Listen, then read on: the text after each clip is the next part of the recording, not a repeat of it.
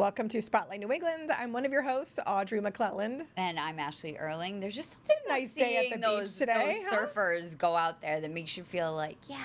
Like I'm telling you, I would love to learn how to do at least the basics of surfing. Yeah. I've never done it. No, I've never done it either. And I know I would be terrible at it. Yeah, like I don't 100%, no question. And again, I don't know. Like I used to love. Remember when you were little, you would go boogie boarding. Yeah, and I would always try to stand up on it. You did try to, yeah. And but I never fully understood the basics of it. But one of my sons, Alex, had taken a surfing class. I could see him doing that, and he loved it. He has that vibe. Yeah, his girlfriend and him took one their freshman down in college. Narragansett. Yeah.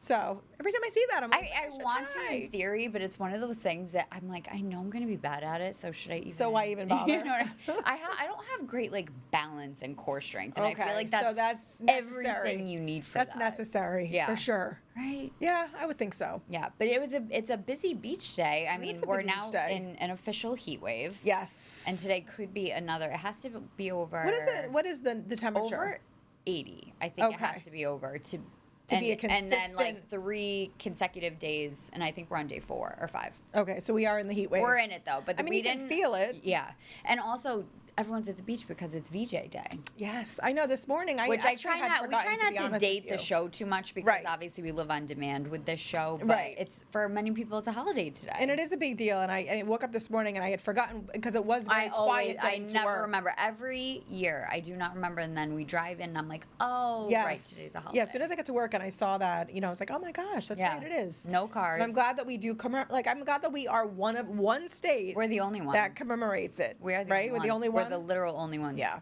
So happy. I'm glad that we do. Yeah. I don't know. Speaking of things though that we want to try. Yes. Okay. So I finally did something that I've been wanting to do for a long time, to be perfectly honest. But finally now we've done it. So we've been doing our On the Road series over on the Road Show, our other show.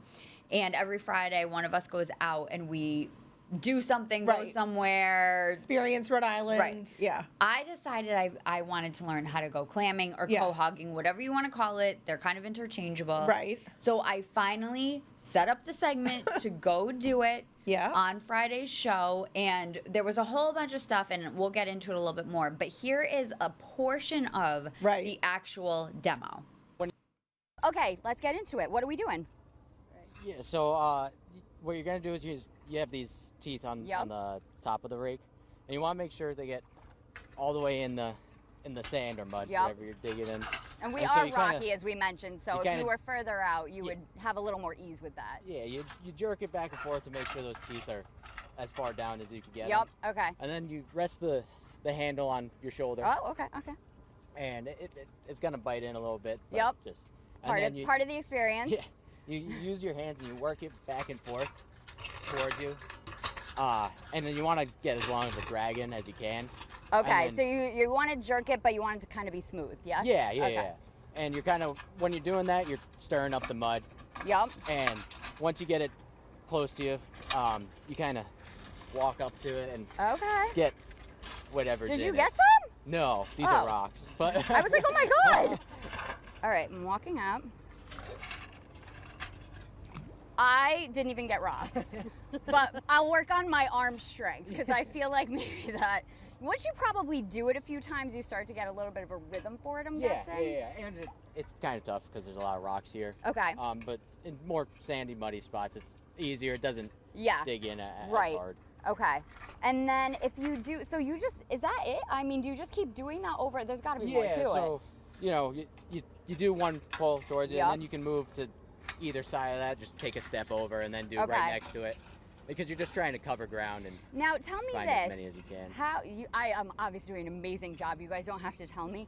But if you are doing it, and give yourself some time obviously to kind of get a feel for it, if you're not getting anything, do you think you're in a bad spot? Does it matter? Are there good and bad spots? Is it a feeling? Just keep moving.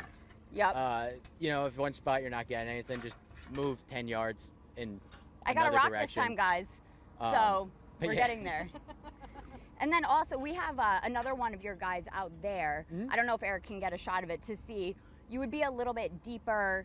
You would, be in the water more. So people at home, so they can see as a visual, tell us a little bit more about that. If they're going in, you know what I mean, visually, how far should they go? So basically, as far as you can, because you're going to have to remember there are a lot of people out that are actually clamming. So you almost rule of thumb is you want to keep on going till you can't go, and then keep going a little bit more, and there you're going to find less activity of people who have actually gone clamming. So you just kind of got to keep at it. Kind of keep at it. Okay, so I have things to say. First of all, I am weak. I do need to work on a little upper body strength, but because we had the gear on and stuff, we couldn't go like fully submerged in the water. I mean, Eric was standing in the water with a camera, which is already a dangerous game to play, obviously. So their other, gentleman that was with them was out there where it was sandier. Yes. And that's where you should be. Now, that being said, everywhere you go, cohogging or clamming is going to be different. So where we happened to be was very easy. Like the smaller area, the shallower area. It was easily accessible, but the shallow part was rocky. So you need to get out past that. But then other areas at different places might not be rocky, and you really could be that shallow. And just rake you and could. get your... It was also not low tide. Yes. And you really should go during low tide. I didn't realize that until she said I the didn't segment with you about so the tides. I really did feel like I learned something. All that being said, I actually feel like it wouldn't be all that difficult if you were in like the right spot. The right spot. Yeah, which we were in the right spot. We just couldn't go out far But I was glad, enough. I was saying to Ashley during while we were watching, I'm glad that you did have her kind of turn. I was so like, you could look, see in that he area actually, and just they how far out he was. They got a bunch of them. Yeah. Like, they got a bunch.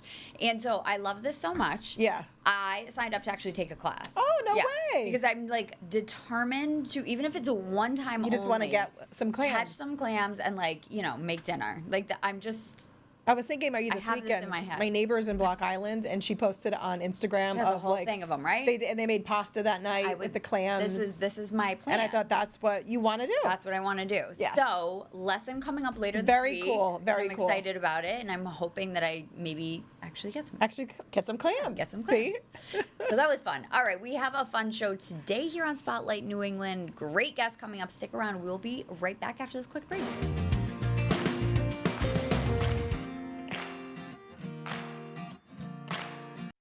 Welcome back to Spotlight New England. One of our favorite things to talk about is travel. It really just gets the imagination going. And of course, there are so many places to go, whether it's here in New England or all across the world. And we have an expert with us today to help us kind of take advantage of travel and learn some good ins and out for when you are out and about. Eric Czerlonka has Curated by Czerlonka Luxury Travel. And we're so excited to learn more about you and pick your brain today, really. Sure. So welcome to the show. Thank you so much. I know, thanks for being here. Thank you for having me. We have so much that we want to get into, but let's start really with, how you started Curated and what it is. Yeah, so I had a background in luxury hospitality for most of my career, and then I started my business now 15 years ago this week. Wow, happy anniversary. Yeah, thank you. That's awesome. And Curated really came about as it was just an opportunity. I started to follow my passion. Originally, when I started the business, it was really focused on events. My hotel background was in events.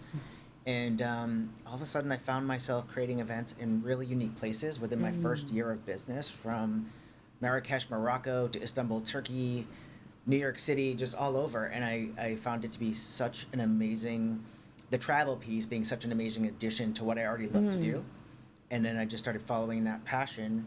And that led to us doing large incentive travel trips with financial and insurance companies. And then that evolved into all of those people who attend our incentive travel trips saying, hey, we're doing a family trip, and I created Curated to support those people.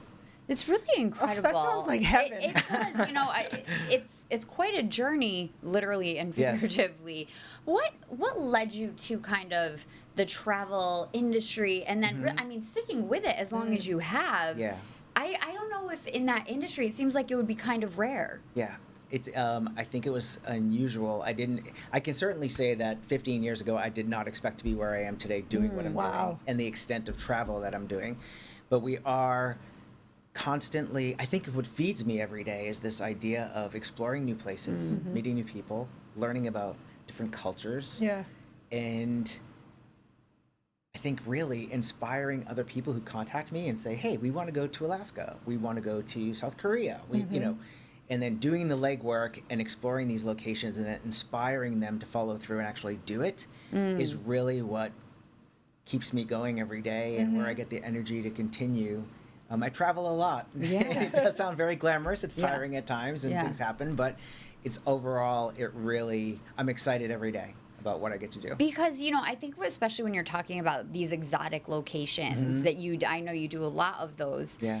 I think people do get overwhelmed. They do. By the thought of that because, you know, it's a lot to travel anywhere, but then to go ahead and take it international or go to somewhere that maybe isn't there's more of a hidden gem or something that's not the most mainstream, you're trying to cultivate this, you know, unique experience. I think people do get a little nervous about that. So tell us about your services and how you kind of go about figuring that all out. Because I know a lot of what you pride yourself on is like these unique experiences. That's right.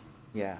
I think one of the things that really allows us to do what we do is the partnerships that we've created globally. And even in new locations, we really do go through an extensive process of what we need to accomplish for our clients, how do we exceed their expectations, and who in that location can support us on the ground there. And I think that is really where everything starts. And then for us, you know, I never want to send somebody on a trip and experience things that I haven't done myself. And that's where a lot of my travel comes in. We recently had somebody reach out about an Alaska trip, and I thought, wow, this is going to be pretty unique. The way they're doing it is just unique in a way that I haven't done it. And I'm thinking, maybe next week I go to Alaska and just explore and look, you know, but it's amazing. I always say to people, we don't just pass you over to other people. You know, you say it's overwhelming, and it is, you know, when you don't know where you're going. Yeah.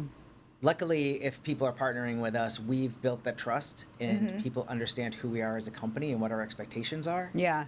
And that allows us to send you on a journey that could be very far from home, but know that the people there you can trust, and you're not going to find yourself in a situation that you don't have support from us to really be able to work with you. Do you love it when the client comes to you and like, listen, I want to go and like almost like live like a local? Like, is that more fun for you to be able to kind of like dive in? I love that. And find those experiences? Yeah. I love that. That is one of the things we really pride ourselves on, is this cultural connection. You know, so much about what I've learned over the years is that people really, if you're curious, if you're not just looking, listen, there's a benefit to going to a destination and just laying on the beach for a week. I love it. Yeah. I'm going to do it when I can do it.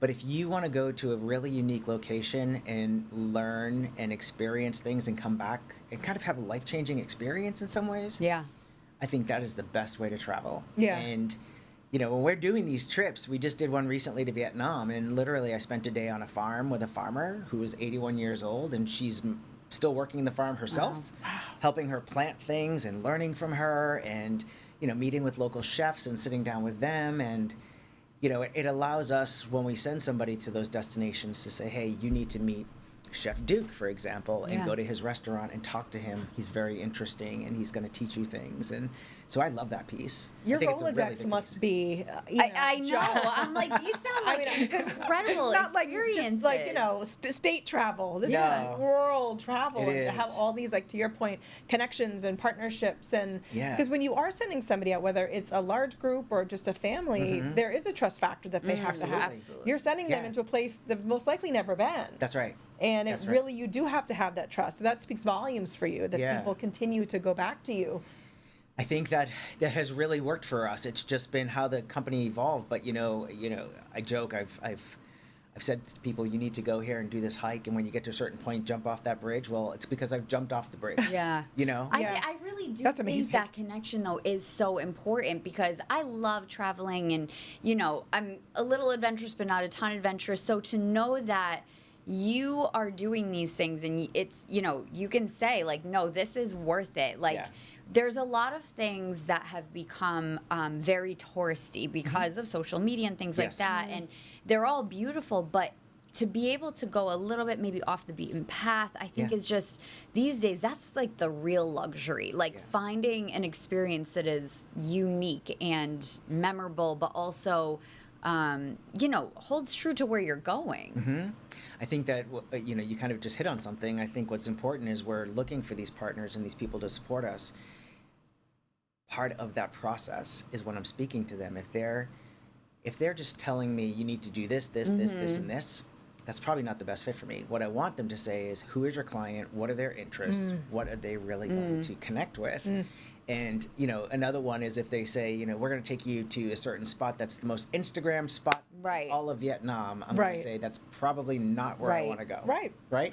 Because that's going to mean crowds. It's going to mean people doing, you know, selfies. And just all of that. And I'm like, that's not who my client is. Yeah, it just doesn't feel, I think we're starting to see a little bit of a shift with like social where it's starting to feel a little less authentic at times because everybody just wants to get the shot, which is completely understandable, of course. But like, you're going to have the memory of whatever you do. And that's what's important.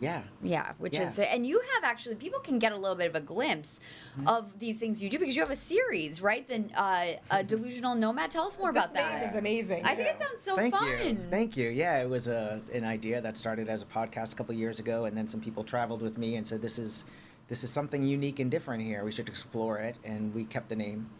I just feel like I connect with that name. Yeah, it's I just great. believe anything is possible, and I love to travel and all of that. So yeah, we screened it privately last week to some people. It's gotten really great response, and it really is just me. It's just me doing my job, essentially. What we do to make it a little more interesting is each episode has a special guest that joins me, and that's a stranger to me. And all of a sudden, I find myself doing my job with a very specific task at hand, while also getting to know this stranger who I'm on the road with for 5, 6, 7, 8, 9, 10 days. Wow. That's incredible. Yeah. That is incredible. The whole idea, really, and what we found as it evolved, we've shot 4 episodes so far. And as it evolves, we're realizing you can take 2 people who seemingly have nothing in common and put them on the road together and remove them from their daily lives and put them in an experience where they're learning together and experiencing things together, and how it brings you together. You know, these people who are doing these special episodes with me are now very close friends of mine. Yeah. Who I can't imagine not having in my life. Right. It bonds you. Traveling bonds you. And I love watching those travel shows too. Like you're saying, where they kind of go and explore different areas. And it sounds like you really do find these experiences that are so unique, which I love. That is what I think really sounds special about what you do. It's interesting sometimes, you know, being out there in social media and having things on the internet or whatever. Sometimes, you know, we talk about these exclusive experiences, and what it looks like is something very simple, and people will comment and say, well, what's so exciting about that? And I'm like, it's not about the adrenaline rush. Right. It's about the connection. I'm looking for things that are unique and different. It doesn't mean it's over the top expensive or anything. It's about learning where you are and connecting with people and walking away from it in a way that hopefully you find much more than just a typical trip can provide you. Yeah, well, because, you know, I know one of the things that is important to you is having that human interaction and having a human concierge versus, you know, obviously there's many tools now out in the world that we all use, and a lot of them do make things easier, but it's still kind of nice to be able to have that tangible connection. Yeah. One of the things, you know, because that's so important to us with Curated, is that's what we offer to our clients. Is you'll work with us and one of my managers, but at the same time, that person will be there with you. Which is amazing. Right? So you could have several video calls where you're getting to know this particular person, and then when you do land in a unique location, that person is there. It's a familiar face, somebody to smile and say, welcome. Yeah. Let's do this, you know, for the next 10 days. And it's not to make them a third wheel. It's not for them to become part of your trip. It's for them to be consistently 10 steps ahead of you, making sure the car that's picking you up is there 15 minutes early, making sure the plane is waiting for you, making sure, you know, the reservations that were made are actually made, and you're not going to show up and they're going to say it's not here, or they don't recognize who you are. And that's what it's all about. Right. Yeah. It's about putting your mind at ease and allowing you to experience something. You know, I always like to say, we take on all the details, and you can just experience on whatever brings you joy during that week. I was gonna say, you take away all the worry and all that extra baggage that you like, you know, I mean, especially too, if I go on a trip with my family, I'm the one that's carrying all right, you know, and I'm the one that's like making sure we're there at 7 a.m. because we need to be. We have to have a reservation. I have to make sure I check the reservation. Yes. Do I have this? Do I have that? And to take that off of somebody's plate, that's actually like a priceless gift. Right. I mean, it really, really is. Especially, a lot of people, when you think about it, when you travel, it's an investment, right? You're not going for free. A lot of people are maybe, saving up for, 2, 3, depending on where they're going, 10 years to some of these vacations. Yes. And sometimes it's like maybe they're going away 3, 4, 5 times in their lifetime, a huge destination. Yeah. And you want to make it as seamless, and you want to make it as perfect and beautiful as possible. Yeah. Seems like that's exactly what you offer. Exactly what we're trying to do. And it really ties back to, just my background in the hospitality industry. My entire team, that work for us and with us are all hospitality background. Yeah. And that's a unique person. People who are successful in the hospitality industry, we want to be there for people. It's we special. Want to make their day. We want them to feel special. Yeah. Yeah. So well, thanks so much for joining us. Where can people follow you if they want to, either reach out or see more of your series? Yeah, that's great. So www.czerlonka.com is our website, and that can take you to Curated or just our events. It really kind of is full circle. Right now, The Delusional Nomad is on YouTube and also on social media on Instagram at The Delusional Nomad. Episodes aren't available yet, but coming this fall. Very exciting. So cool. Very people exciting. check it out. That's amazing. Well, so great to meet you. Thanks for sharing some of your story today. Thank you for having me. Yeah, I really appreciate it. And stick around. We will have more in just a couple minutes here on Spotlight New England.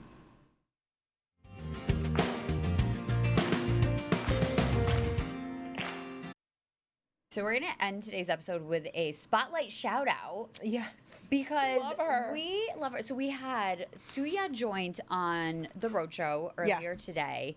And you did the segments with her. So you had an opportunity to get to chat with her more. But she brought, some of her pre-made food, but she has so much more. And she was just lovely and wonderful. And we loved just learning about her. She was awesome. It's Nigerian food. And, it's funny because she was saying to me, listen, a lot of people you'll get like Chinese food or Indian food. She goes, Nigerian food should be on your list. Yeah. And so she does. She has a location in Boston and Providence, but these meat pies. I'm so excited. I told Did you have one? I had 3 of them. You did? Yes. I didn't try one yet. They're out of this world. I wasn't ready to eat yet today, but now I have these. She has what she calls it red sauce, but it's really a West African stew. And you can put that on like a lot of things, right? She said use it as a pasta sauce. She used it on rice. She goes, you could use it on a pizza. It was, and she was phenomenal. Like flavorful food.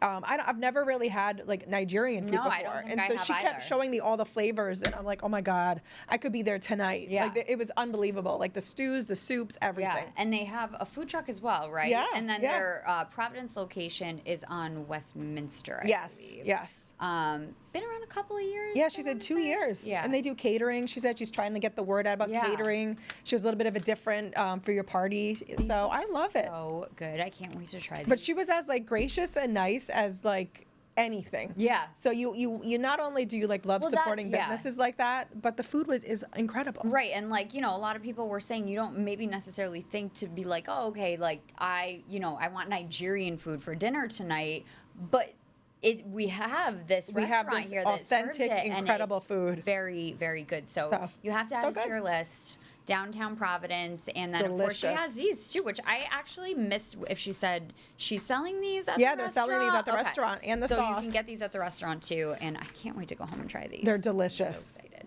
Insane. Well, thank you for joining us today on Spotlight New England. You can catch us weekdays here at 12:30 and then always on demand as well. See you next time.